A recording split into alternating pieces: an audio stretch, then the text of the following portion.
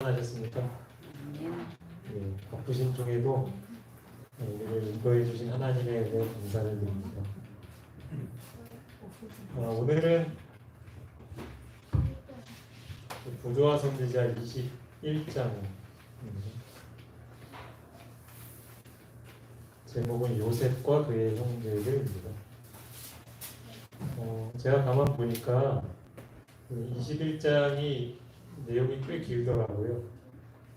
거의 부조와 선지자 중에서 제일 긴 장이 아닌가 싶을 정도로. 그래서 이제 어떻게 할까 좀 고민을 하다가 오늘은 전체를 다 다루는 것보다는 제가 이렇게 읽으면서 중요하다고 생각되는 부분들, 또 의미를 좀 느낀 부분들, 그런 부분들을 좀 추려서 소개를 해드릴까 합니다. 그런데 그냥 하면은 좀 심심할 것 같아서 간단한 퀴즈를 한번 내봤습니다.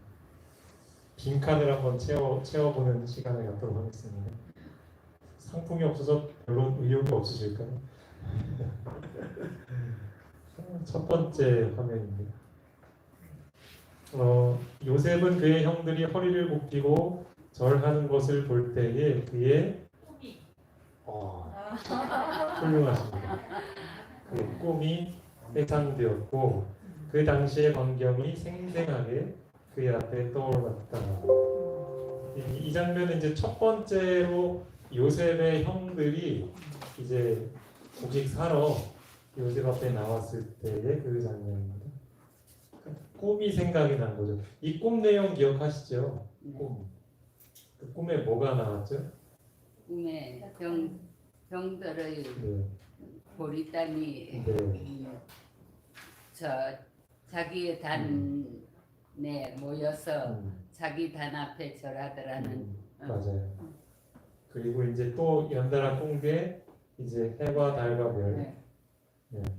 그것이 또 이제 요셉에게 절을 하는 그런 꿈을 꿨는데 그게 이제 이 순간 생각이 나는 거죠. 꿈. 이 꿈이라는 것은 요셉에게 있어서는 하나님의 약속이었습니다. 또 하나님의 계획이에요. 그러니까 미리 보여주신 하나님의 계획이에요. 그렇죠? 그 당시에는 요셉이 이 꿈의 의미를 그렇게 깊게 생각 안 했을 수도 있어요. 근데 막상 그것이 눈앞에 현실로 벌어지니까 요셉에게는 아주 뜻깊었죠.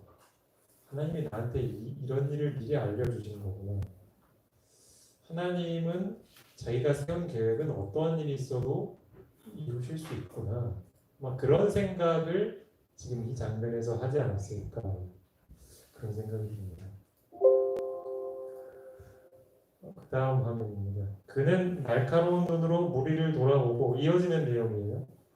그들 중에 땡땡땡이 없는 것을 발견하였다. 자기 동생 베냐민. 네, 맞아요.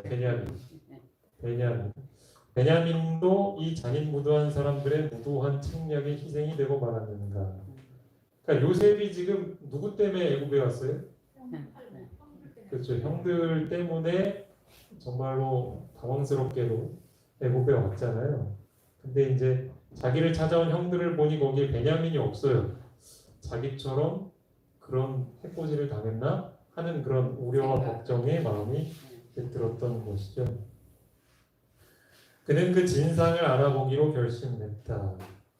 그래서 이제 이어지는 얘기는 요셉이 그 형제들을 시험하는 내용이에요.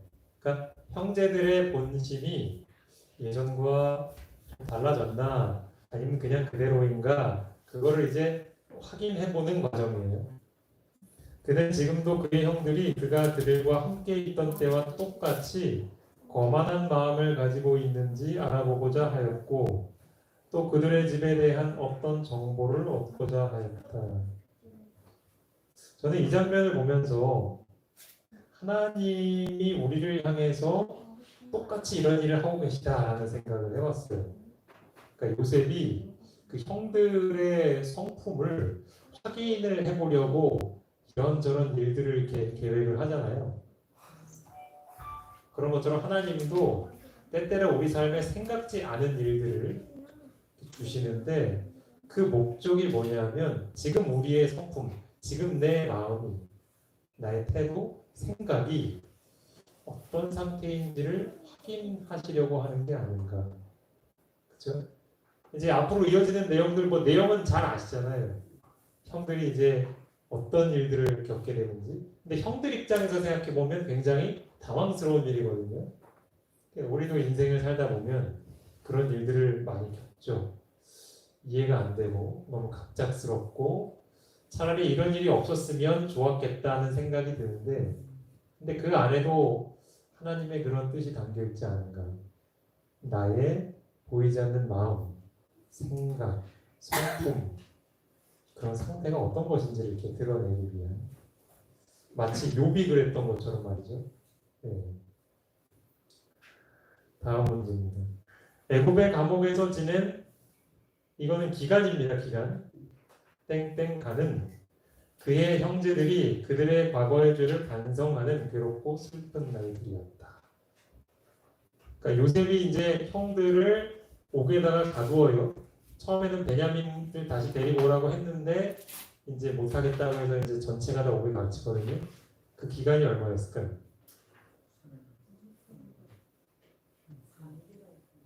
한 3일. 3일. 네, 누가 3일 이렇게 얘기하신 것 같은데 조금 자신이 없으셨는지 작게 3일 맞습니다. 3일간. 근데 그 3일간은 뭐 하는 시간이었다고요? 과거의 자기의 죄를 반성하는 시간이었다. 이제 그것을 짐작해 볼 수 있는 글이 이거예요. 그들은 요셉을 취급한 저희 행위에 대해 자신들을 나무랐다. 우리가 아우의 일로 인하여 범죄하였도다. 그가 우리에게 애걸할 때에 그 마음에 괴로움을 보고도 듣지 아니하였으므로 이 괴로움이 우리에게 임하도다. 그리고 이제 또 르우벤이 거기에 덧붙여서 또 이런 말을 해요. 내가 너희더러 그 아이에게 득죄하지 말라고 하지 아니하였느냐? 그래도 너희가 듣지 아니하였느니라. 그러므로 그의 피값을 내게 되었도다. 그러니까 한마디로 너희가 내 말 안 들으니까 우리가 지금 이렇게 힘든 일 당하는 거 아니야? 뭐 그런 얘기죠. 그러니까 이게 이제 3일 동안 감옥에 있은 후의 일이거든요. 그들이 그 3일간 어떤 생각을 했을지. 그러니까 하나님께서 요셉을 통해서 이런 시간들을 허락해 주신 것은 이 요셉의 형들이 그냥 골탕 먹기 위해서, 우리가 뭐 쉽게 얘기하는 권선징악, 뭐 벌 주기 위해서 뭐 이런 의미, 그 이상의 의미가 있는 거죠. 하나님이 원하시는 것은 요셉의 형제들이 진심으로 이제 돌이키기를 바라시는 거죠. 자기가 뭘 잘못했는지를 깨닫고 돌이키는 것.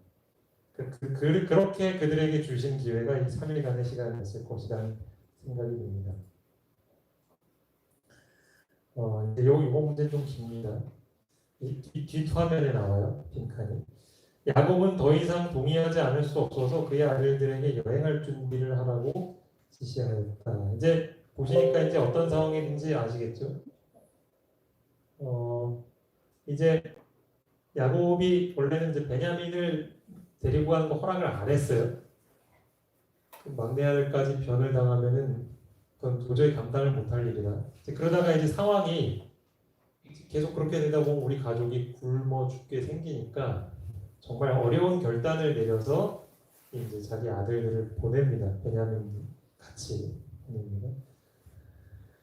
그 장면입니다. 그는 또한 그 통치자에게 기근으로 황폐된 지방에서 나는 유향 조금과 꿀 조금과 향품과 모략과 비자와 파단행과 같은 것을 선물로 하고 또 갑절에 돈을 가지고 가도록 저들에게 명했다. 그는 내 아우도 데리고 떠나 다시 그 사람에게로 가라고 하였다. 그의 아들들이 꺼림칙한 여행을 떠나려고 할 때에 연로한 아버지는 일어나 손을 하늘로 들고 이렇게 말을 합니다. 이 빈칸 들어갈 말이 뭘까요? 전능하신 하나님께서 그 사람 앞에서 너희에게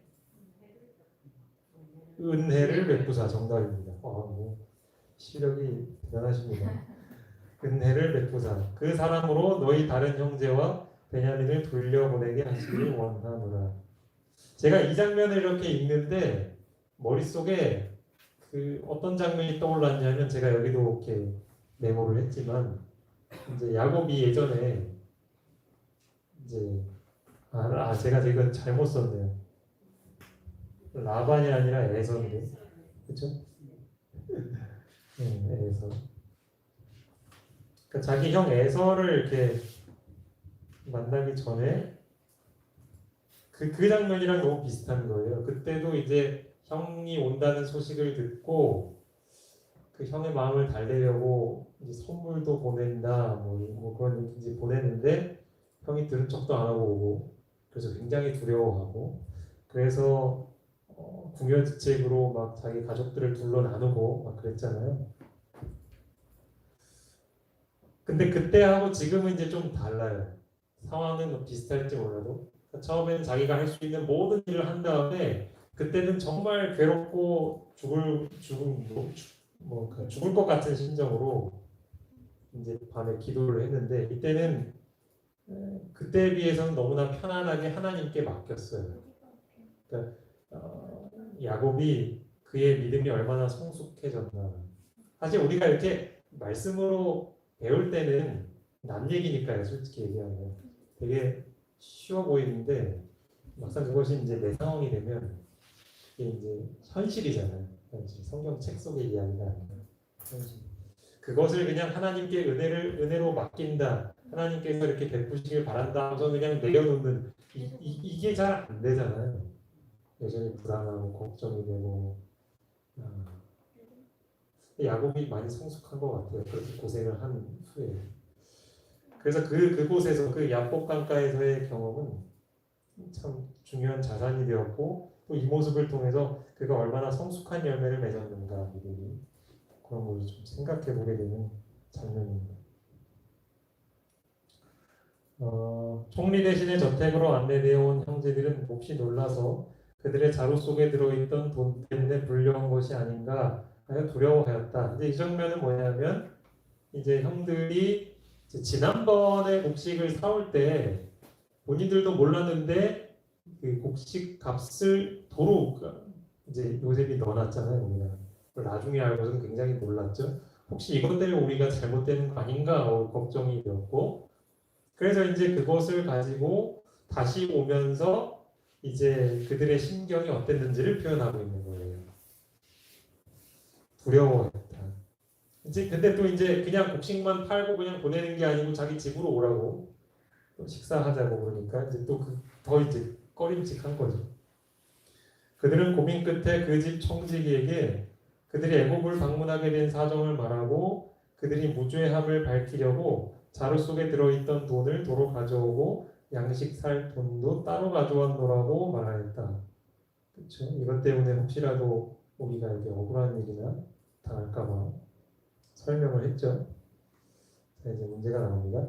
그 사람은 그러니까 그 청지기예요. 요셉에게 있었던 수하에 있었던 너희는 안심하라 두려워 말라 너희 하나님 너희 아버지의 하나님이 재물을 너희 자루에 넣어 너희에게 주신 것이니라 너희 돈은 내가 이미 받았느니라고 대답하였다. 이 말을 듣고 그들은 안심하였으며 옥에서 풀려나온 시므온이 그들과 자리를 같이 하는 것을 볼 때에 과연 하나님께서는 그들에게 땡땡 놓으시다라는 것을 느꼈다. 이게 뭐가 들어갈까요? 자비, 은혜로우시다. 제가 이 부분을 딱 읽는데 아까 제가 냈던 문제 있잖아요. 그러니까 야곱이 자기 아들들을 보내면서 이제 축복의 말을 했던 그 장면에도 같은 단어가 나왔잖아요. 은혜.